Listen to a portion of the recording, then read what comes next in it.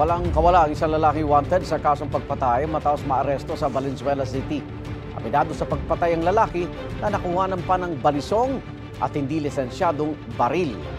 May unang balita si James Agustin.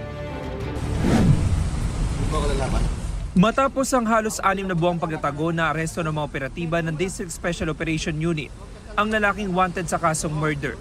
Isinilbi ang arrest warrant sa 33 anyos sa lalaki sa Barangay Malinta, Valenzuela City. Natuntun natin itong akusado through operational research and cyber investigation. Pagkatapos ng krimen, siya ay nagtagos dito sa Kamanaba at sa may Bulacan area.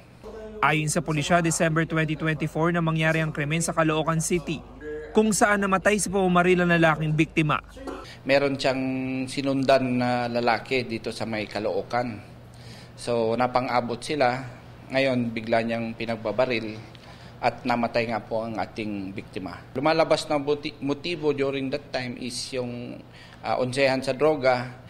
Nang maaresto, may nakuhang isang baril na kargado ng mga bala at isang balisong mula sa lalaki. Wala siyang maipakitang kaukulang dokumento. Sabi ng DSOU, hindi ito ang unang beses na naaresto ang lalaki na nasangkot din umano sa ibang krimen at mga aktibidad na may kinalaman sa gun for hire.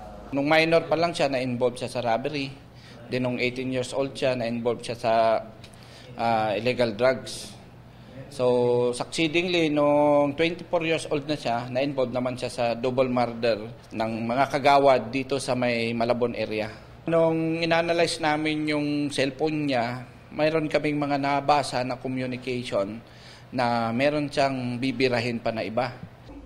Aminado ang lalaki sa paratang na pagpatay. Wala naman siyang pahayag kaugnay sa mga nakuhang baril at baliso. Dahil po nagbanta siya sa akin na papatrabaho niya raw po ako. Tapos? Nagkaroon po ako ng pagkakataon na unahan siya. Kaya yun po ang nangyari. Ano masasabi mo, kuya, na sangkot ka raw sa gun for hire? Sa korte na lang po ako magpapaliwanag. Inihanda na mga dokumento para sa return of warrant. Sasampahan din ng lalaki ng reklamong illegal possession of bladed weapon at paglabag sa Comprehensive Firearms and Ammunition Regulation Act in relation to Omnibus Election Code. Ito ang unang balita. James Agustin para sa GMA Integrated News.